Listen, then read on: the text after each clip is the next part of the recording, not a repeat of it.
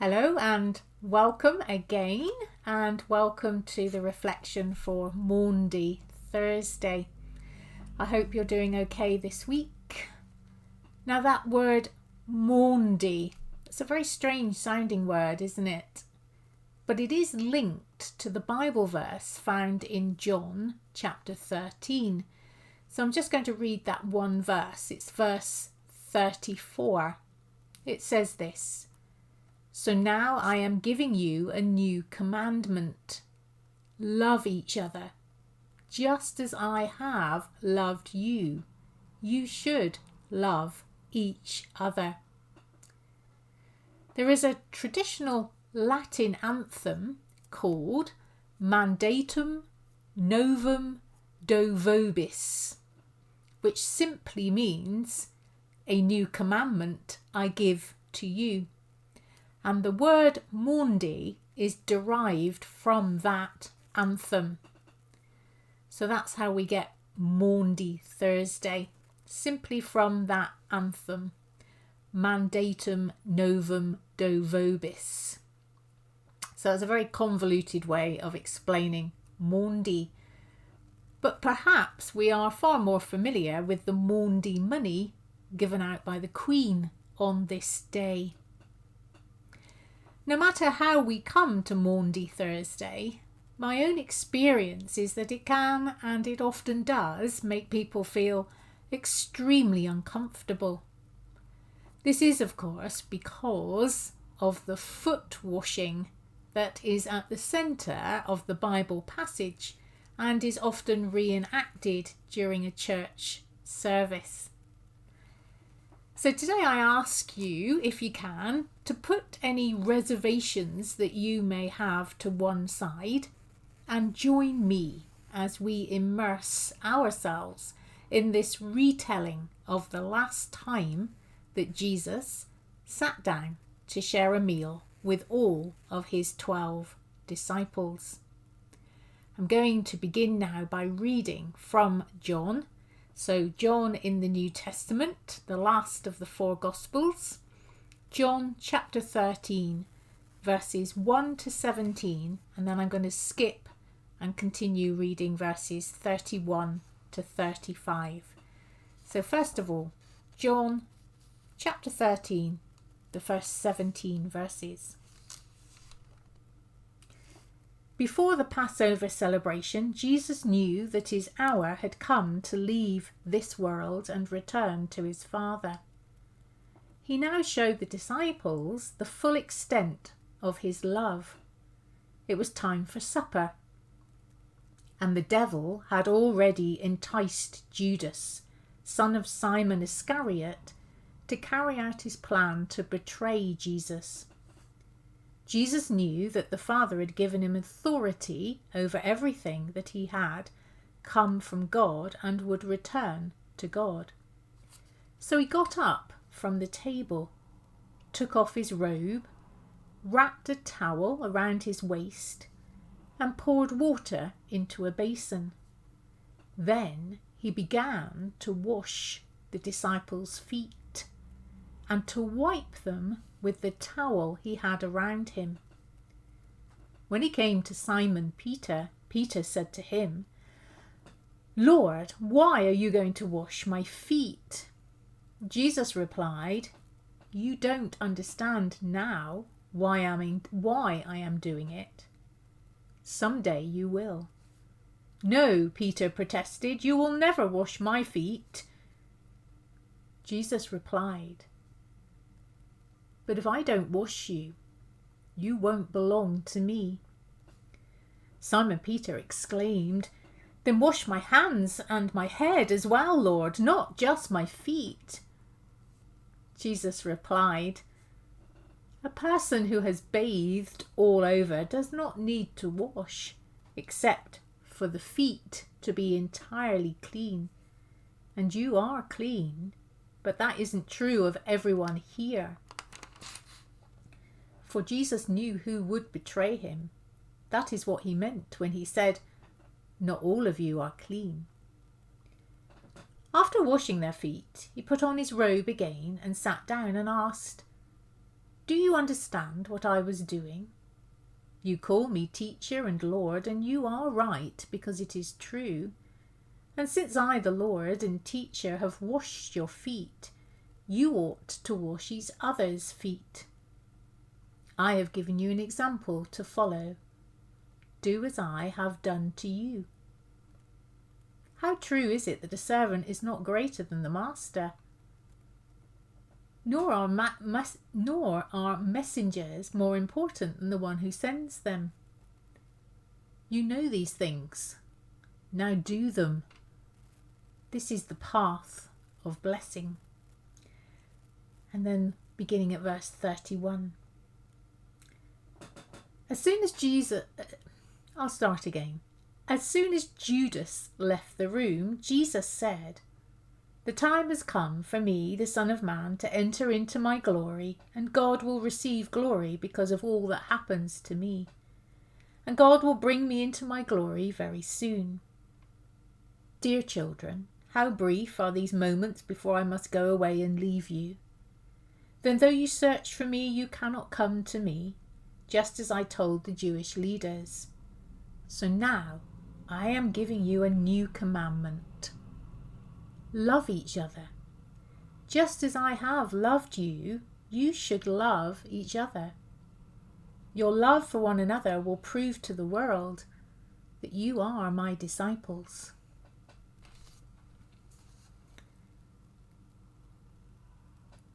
After washing their feet, Jesus put on his robe again and sat down and asked, "Do you understand what I was doing?"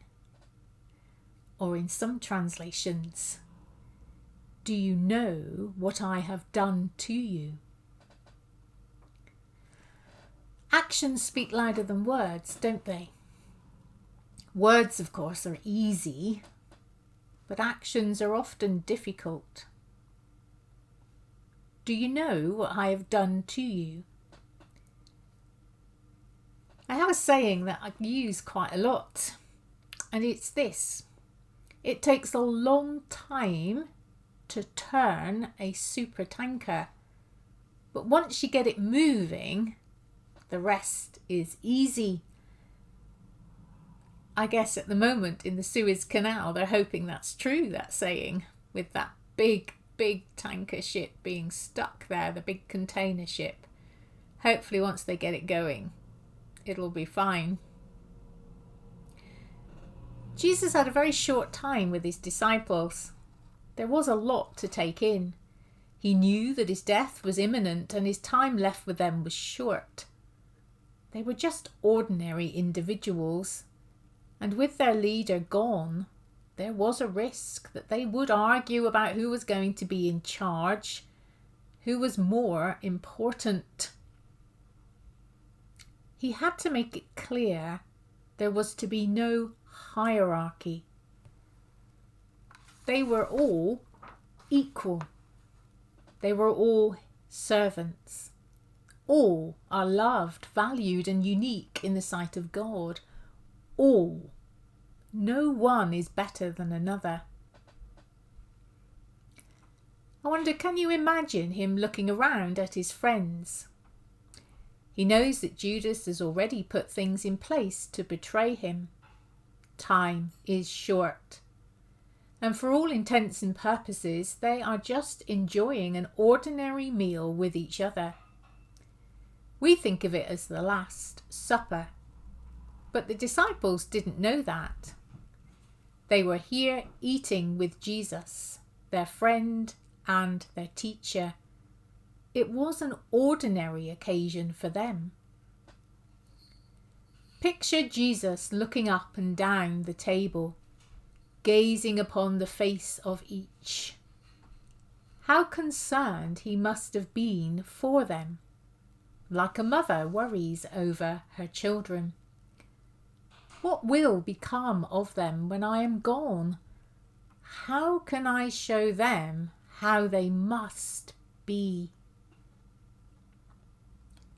So he does the one thing that would have made them recoil the most unacceptable thing he could do.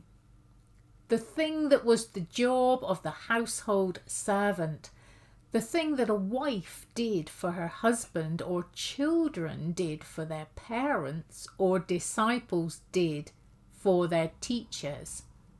He washed their feet to make a point. What is it, I wonder, about feet that we object to so much? Well, the reality is, of course, they smell. Let's be honest. Feet smell. How would you feel? Imagine yourself sat there. Would you have wanted Jesus to wash your feet? I wonder, would you want me to wash your feet right now? What if I was to remove my clerical collar, the outward sign of my position, just as Jesus removed his robe? What if I was to pour some water, kneel before you and invite you to have your feet washed? How many of you, I wonder, would be willing to let me do that? I have washed feet many times on Maundy Thursday. It has become something that the church does. But of course, people have prior warning. They come prepared, feet all freshly washed and perfumed for the occasion. I have been asked to do many things throughout my ministry. Cut fingernails, pull hairs out of elderly ladies' chins, feed people when they have been too ill to feed themselves. But only once did I surprise a gathering of ladies on what was then called Women's World Day of Prayer and invite them to let me wash their feet. After reading the passage, removing my clerical collar, pouring some water into a bowl, I looked around the room and simply said, "Will you let me wash your feet?"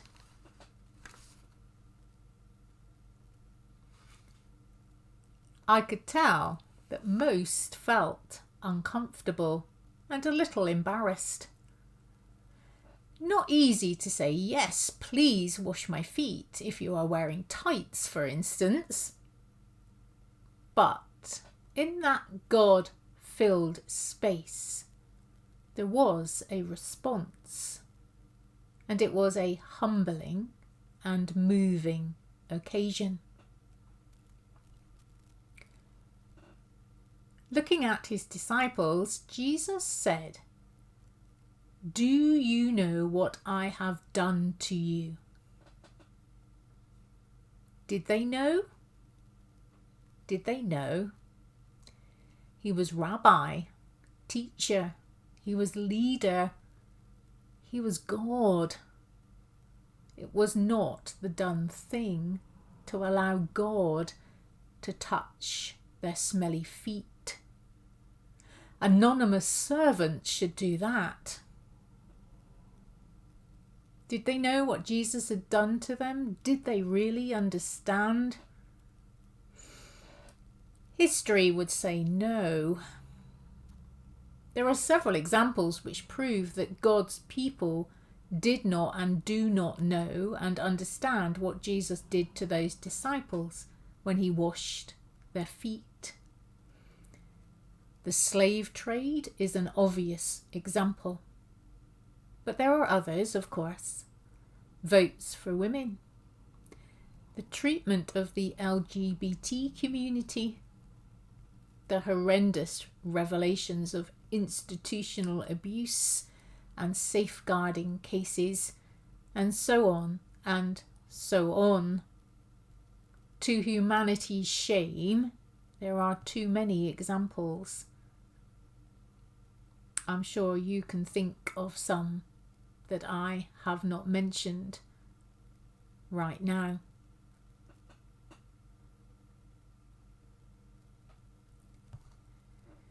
You are one in me.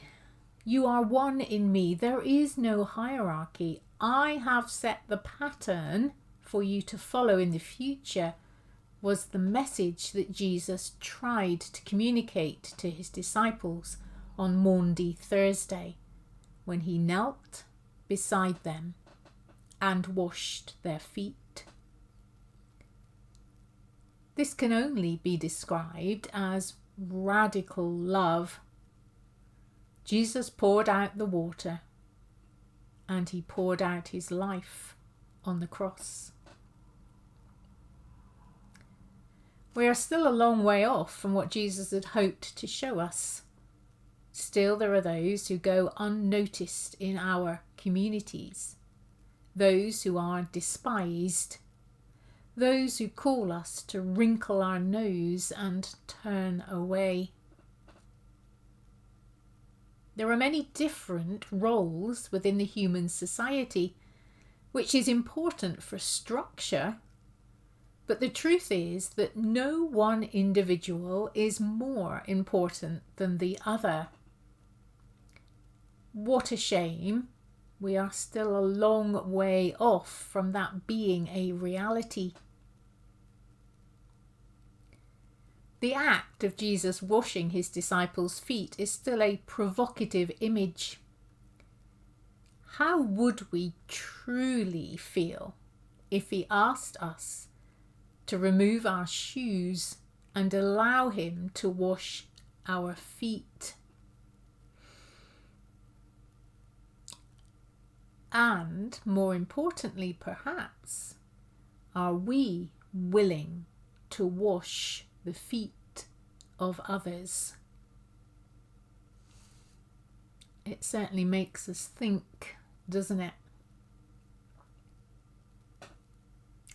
So I will see you tomorrow as we continue reflecting in Holy Week and we think about Good Friday. See you soon. God bless.